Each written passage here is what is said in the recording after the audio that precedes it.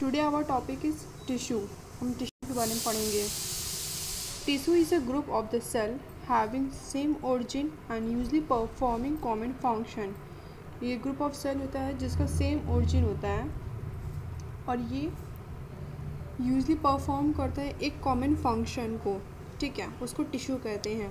We know that कि combination of cell is known as tissue.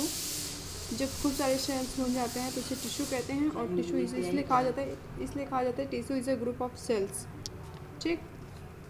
Tissue are classified into main groups. Tissue जो classify है ये दो group में आपका क्लासीफाई है। पहला है मेरिस्टेमेटिक टिश्यू, दूसरा है परमानेंट टिश्यू। अब हम जानेंगे मेरिस्टेमेटिक टिश्यू होता क्या है। Growth in plant is largely restricted to specialized region of active cell division called meristematic tissue। जब कंटिन्यू जो सेल का ग्रोथ होता रहता है, ठीक है, और वो एक्टिव रहता है, वो मतलब रीजन एक्टिव रहता है सेल डिवीज़न के लिए, उसको मेरिस्टेमेटिक कहते हैं। मेरिस्टेमेटिक में आपका एक तरह से देखिए तो तीन आते हैं। एक एपिकल आता है मेरिस्टेमेटिक, एक एपिकल मेरिस्टेम आता है, इंटरकैलरी मेरिस्टेम आता है और लैटरल मेरिस्टेम आता है। एपिकल क्या होता है?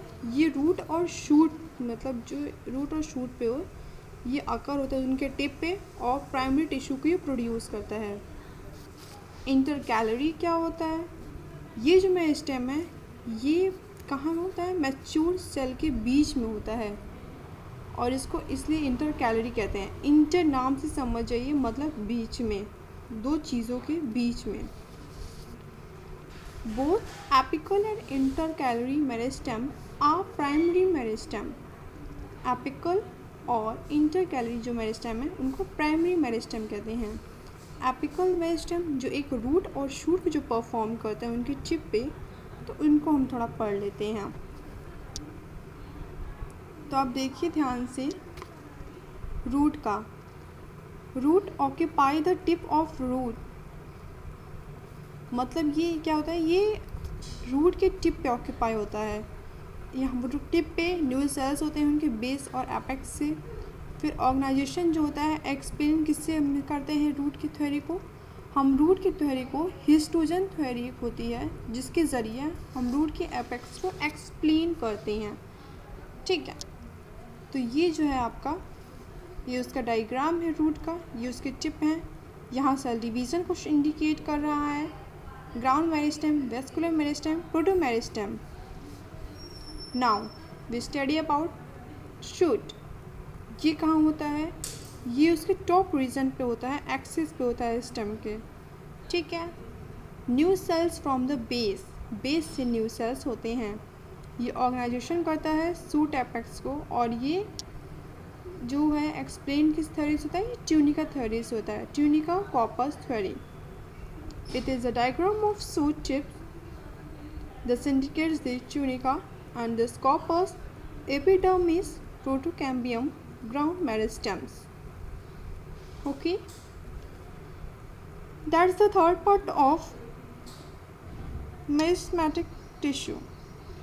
Lateral meristem, the meristem that occur in the mature region of root and shoots of many plants, particularly those that produce woody axes, and appear lateral than primary meristem is called secondary or lateral meristem।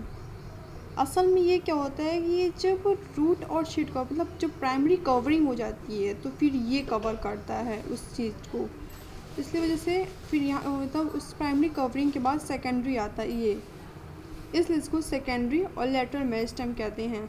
ये Hardy part होता है, जैसे कि example में आप देख सकते हैं fascicular vascular cambium, interfascicular cambium, cork cambium, responsible for producing secondary tissue. अब हम आपको डेली यूज़ का भी बता देते हैं, जैसे कि हम डेली लाइफ में यूज़ करते हैं चीज़ें, जैसे कि हम एप्पल लेते हैं तो जो एप्पल के आउटर कवरिंग होती है वो हार्ड होती है थोड़ी सी, जैसे कि आप सबसे कॉमन चीज़, और एप्पल को तो आप बहुत सॉफ्ट कह सकते हो, वॉलनट लीजिए, आलमंड्स लीजिए, तो इन सब की जो आउटर कवरिंग होती है वो हार्ड होती है, ठीक है। तो जो हार्ड कवरिंग है वो सेकेंडरी है, मतलब वो लेटरल मेरिस्टेम है, और जो इनर है वो आपका प्राइमरी है। I hope you understand this thing very well. If any problem then please comment me. Thank you. और हाँ, आगे आने वाली वीडियो में हम टिश्यू के पार्ट्स के बारे में बात करेंगे, क्योंकि अभी तक हमने सिर्फ मेरिस्टेमेटिक कवर किया है। अभी के लिए इतना ही फ़िलहाल। सेकंड पार्ट में हम परमानेंट टिश्यू को एक्सप्लेन करेंगे।